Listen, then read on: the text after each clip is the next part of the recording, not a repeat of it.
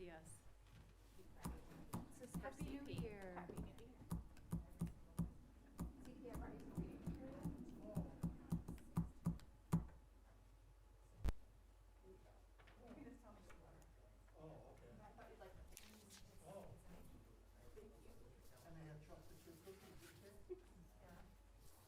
Are those Girl Scout? Oh, do they have I'll order chocolate some. chip? Oh, yeah. Yeah. Yeah, why not? Okay, cool. Me too. I'll do that. Yes. Or you could always email it or whatever.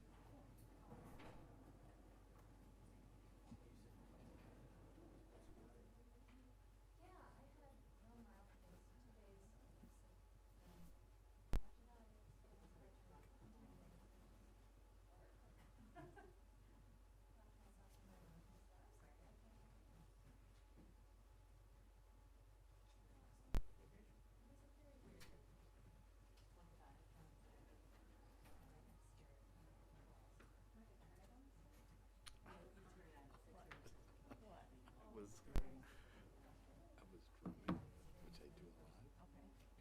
Yeah, that George sends me a text, he Ringo cut it out. I didn't know what he was talking about. Wow. But he said, "She's singing." He goes, "No, they're not." Oh gosh, that's hilarious. Good to know, good to know. Well, anything really detailed.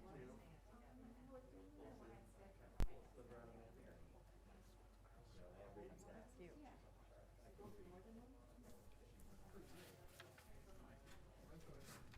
It is. It definitely has. And it's kind of frustrating with some of the fine stuff.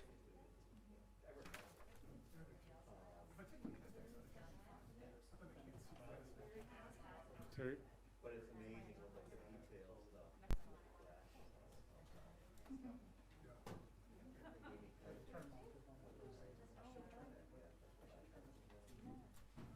Oh. Did you get that at Universal or? No, everything worked out. Stevie? How are ya? Doing okay, how are you?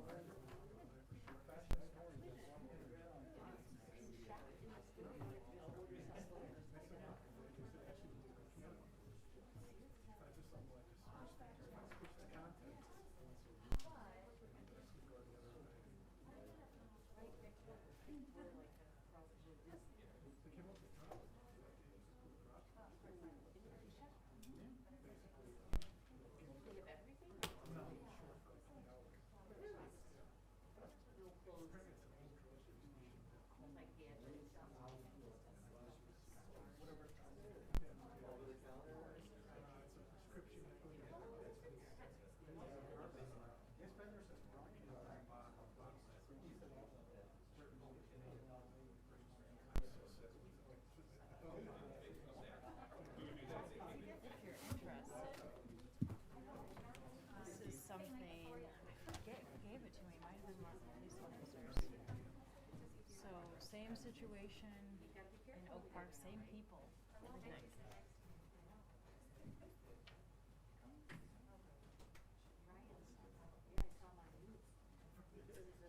It's a big deal to get to do that, to close a business. That's Seems like it would be, I wouldn't even know. I've never heard of it before.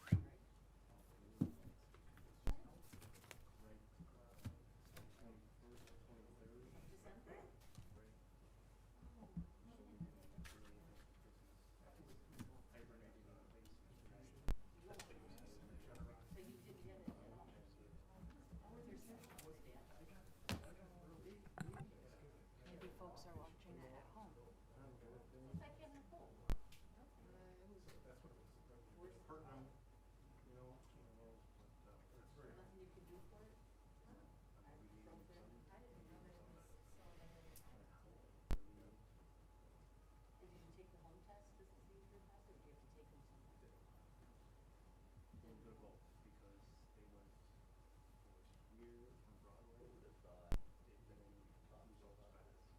2 years now. And they went to here on Maple. It just takes one time.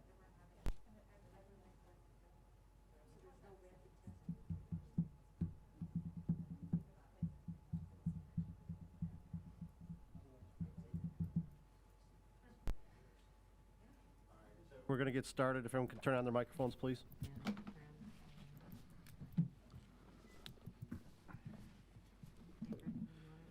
Okay, good evening. The hour being 6:30 p.m. on Monday, January 10th, 2022. I'd like to call to order the Brookfield Village Board meeting.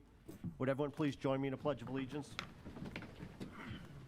I pledge allegiance to the flag of the United States of America and to the republic for which it stands, one nation, under God, indivisible, with liberty and justice for all. Thank you. Bridget, can we have a roll call, please? Trustee Ketchmark? Here. Trustee Cote? Here. Trustee Hendricks? Here. Trustee Conroy? Here. Trustee LeClere? Here. Trustee Kaluzny? Here. And President Garvey. Here. Thank you, Bridget. We have no appointments or presentations. At this point in the meeting, I'll open it up to public comment.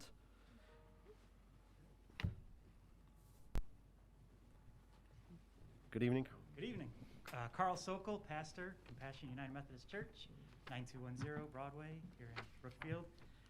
Big fan of Christmas, but usually we go all out on decorations. This year we had a single decoration outside. It was this banner. It says Christmas on it, has Mary, Jesus, and Joseph on the bottom of it. We put it up for the Christmas walk where we were hosting a warming center and whatnot as part of the festivities. Opened up the garden to, for the petting zoo. And we took it down on December 8th when we were called by the village threatened with a sign code violation for our decoration. I don't think that's normal. I'm not arguing that maybe it does violate the sign code technically. As you know, it's widely written to include even disharmonious colors.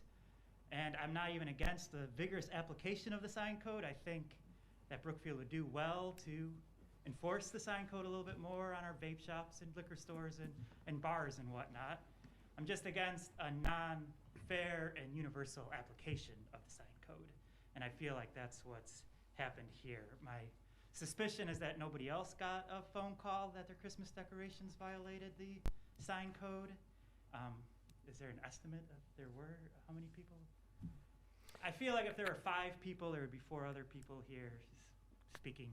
Carl, this is the first I'm aware of it. If there's a violation or not a violation, I know there's a procedure to deal with it. I don't know if it was based on complaints or no complaints. We can't enforce based on content, so you're asking us to enforce against liquor stores and other things. If there's a violation, we get a report, we deal with it. If there's a defense to the violation, there's a procedure to go ahead and deal with it. And if you want to talk to Tim and you can find out any more information about that, you could maybe deal with it at adjudication or maybe deal with it before then, but we don't adjudicate these things here, so. So I'm not actually here to complain, although it might sound like I am. I'm actually giving an invitation. As a pastor, I've learned over the years that all behavior is communication. Not all communication is equally effective, and direct communication tends to be better than passive-aggressive things of violating people's rights by fussing over their modest Christmas decorations. So my invitation is the core of Compassion United Methodist Church really has as its mission to serve Brookfield. I'm sure you all are giving up your Monday nights because you have a similar passion to serve Brookfield.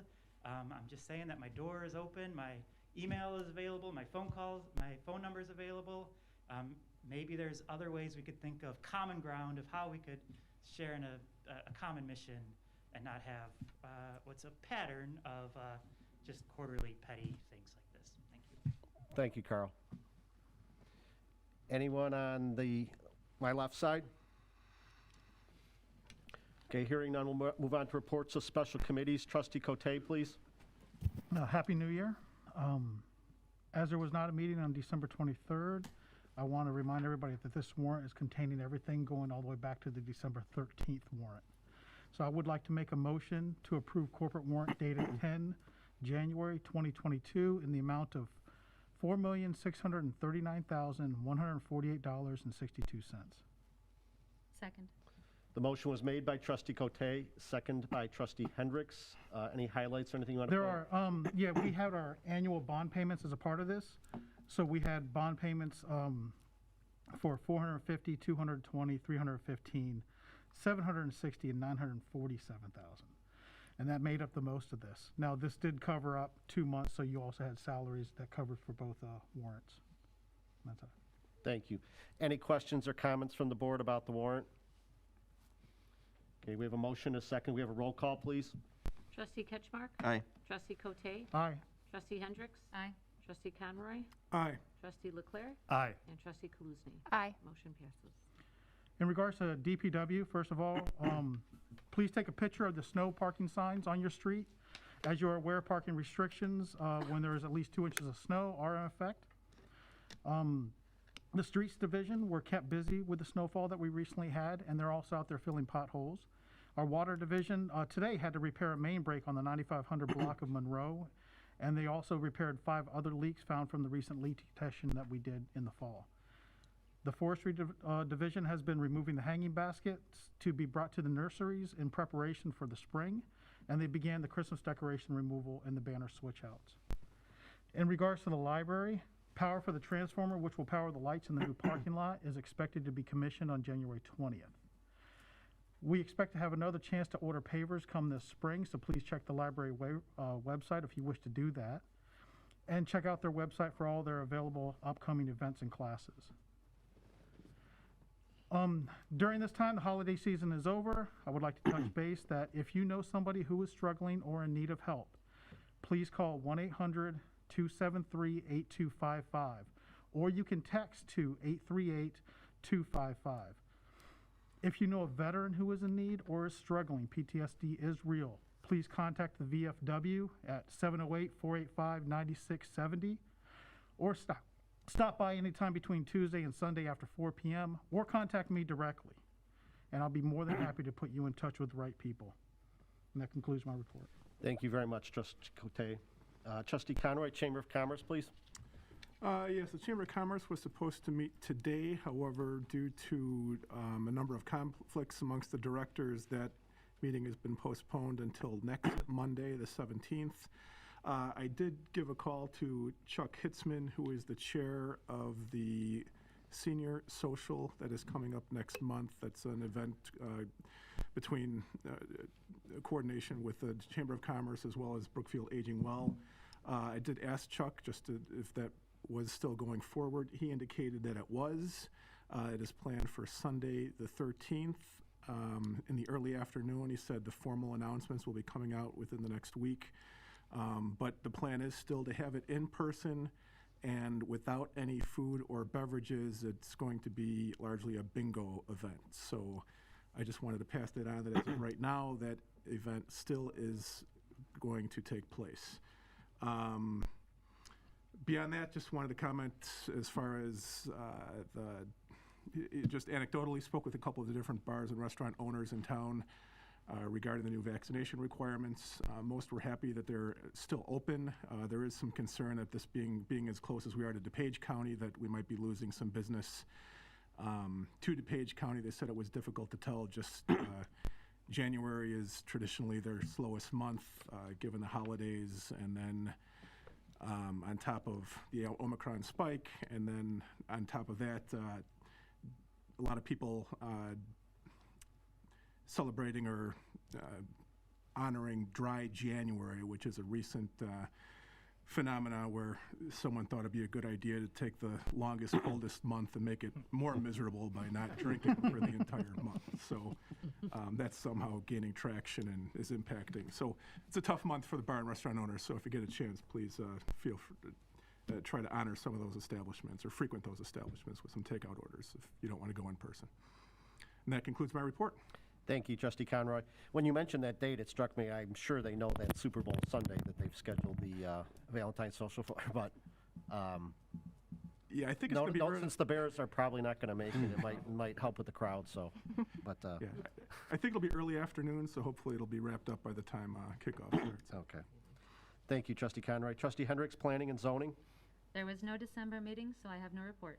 Thank you. Trustee Ketchmark, anything under administration? No report this evening. Trustee LeClere, Parks and Recreation. Yes, I handed out our report from our last meeting, which was December 21st. Seems like it was a while ago. Some of the highlights at that meeting were and we have on our agenda tonight, the District 95 agreement, the holiday celebration recap. Everyone thought that was a real success. Heard a lot of positive feedback with the event and the tree lighting. There's some pictures of Mr. Conroy in there. Winter, the winter guide has come out. Also, something to highlight, if you haven't seen it going on, some of the ball fields are getting some new LED lights, not bulbs, the whole fixtures. The poles themselves have stayed, and they've added new fixtures and bulbs here at Gav and Overholt, and then over at Ellert. So that's kind of exciting for people that have been involved in baseball. Long time coming. Couple of the other things to highlight, the canoe launch is 100% finished? There's some punch list items, but by and large, it's done. If you haven't been down there, take a walk. And my words was one, and I said, wow, because it was just amazing to see what it was and then what it's going to be now. And Stevie's taken that opportunity with that canoe launch and got her brain moving on programs and things to utilize that. And it'll be pretty exciting to see what she comes up with. Let the record show that's a capital project that gets done on schedule. I just want to throw that in. So if you use the canoe launch and go south down the creek, can you still get to this Plains River? Or is it still a mess underneath the bridge there? Under our bridge? Yeah. Well, right now, it's a mess. That will be cleared up when the bridge is done. Okay. I believe if you want to do it right now, well, there's ice on the creek now, but I believe there's a passage you can get through there. You can get through now. there? Okay. But those dams all of the material that's being collected now is mitigation efforts to stop construction debris from going down the creek. All that will be removed when the project is over. Right, okay. Other than that ends my report. Thank you, Trustee LeClere. Trustee Kaluzny, Conservation and Beautification. Thank you. The Conservation Commission, for one, is very excited about the canoe launch also, and excited for some programming this spring and summer. And they held a work day this past Saturday in the cold on the 8th and removed some invasive woody plants to prepare for the spring controlled burn. They are looking for one more member on the commission, so if you know anyone that's interested, let me know. I'm happy to talk with them. They also were planning a energy efficiency program for residents in January, but then learned about a cool program the library was offering actually right now, running from 6 to 7:30 tonight on energy efficiency and money saving tips at home. So they're going to work with the library on a follow-up event to build upon that programming. Their next meeting is January 25th at 6:30 p.m., and theirs are always the fourth Tuesdays of the month. On the Beautification Commission, they are meeting tomorrow night, January 11th at 6 p.m. They did not have a December meeting, so I don't have an updated report, but they're also looking for 2 new members in the new year for 2022. And again, feel free to contact me with any information. And that ends my report. Thank you, Trustee Kaluzny. In terms of the Solid Waste Agency, this Wednesday, there's a Board of Directors meeting, which I will chair. We've decided to, it's a smaller group. We're going to meet by Zoom this Wednesday. And then the full agency meeting and the West Central Municipal Conference meeting for January 26th is likely to be by Zoom. We had previously been granted access graciously for the Village of North Riverside to meet in their meeting rooms, but those 2 meetings will likely be by Zoom for the Solid Waste Agency and the West Central Municipal Conference through this month. So I'll report back after those meetings. And I am in the process of scheduling a meeting with the new director of the Brookfield Zoo. We've kind of exchanged some dates, and it might be in person, a Zoom, so I'll report back after that meeting. That ends the reports of special committees. At this point, I'd entertain a motion to pass the omnibus agenda. So moved. Second. The motion was made by Trustee Cote, second by Trustee Kaluzny. Roll call, please. Trustee Ketchmark? Aye. Trustee Cote? Aye. Trustee Hendricks? Aye. Trustee Conroy? Aye. Trustee LeClere? Aye. And Trustee Kaluzny? Aye. Motion passes. Thank you. Moving on to the items under regular business, I'd entertain a motion to pass a resolution approving an intergovernmental agreement between Riverside School District 96 and the Village of Brookfield to share facilities. So moved. Second. Motion was made by Trustee LeClere, second by Trustee Kaluzny. There was some minor changes. Stevie's here to kind of talk to us about it. We, at our last committee meeting, talked about this. The District 96 board had not approved it yet. They've had a subsequent meeting, and Stevie's here kind of to fill us in about the proposed changes in her and staff's recommendation. Sure, so we did discuss this item at the December Committee of the Whole meeting. The board was in support of the structure and shared services, access to Hollywood Elementary for recreation programming, and in turn, we would continue our higher training and scheduling of the crossing guards for Hollywood Elementary. As Trustee Garvey had mentioned, the District 96 board met after that discussion at Committee of the Whole, and they had requested and directed the superintendent, Martha Ryan Toy, to discuss how we can include resident fees at Hollywood Elementary for District 96 families. So the only item is the fourth bulleted item in your background information that has been modified in that IGA. And that item does state that we will provide resident rates to District 96 families within District 96 borders for programming that takes place at Hollywood Elementary School during the summer for summer camps, and for any program that would be considered an extended day program immediately before school or immediately after. That does not include our general recreation programming, such as dodgeball or volleyball that would take place in the early evening programming. And in turn, we would still honor and continue our hiring, training, and scheduling of crossing guards. Questions from the board about the changes? Does that differ, or how does that differ from what we do for District 95 or 103? Right now, we do not offer resident rates to recreation programming for 95, but it does include the STARS program at a single resident rate for students attending Brook Park Elementary. And we do provide the crossing guards for that district, and in turn, we have access to District 95 facilities for programming. Other questions or comments or concerns from the board? Oh, I think it's great. Thanks for working on that. I think it's a good resolution.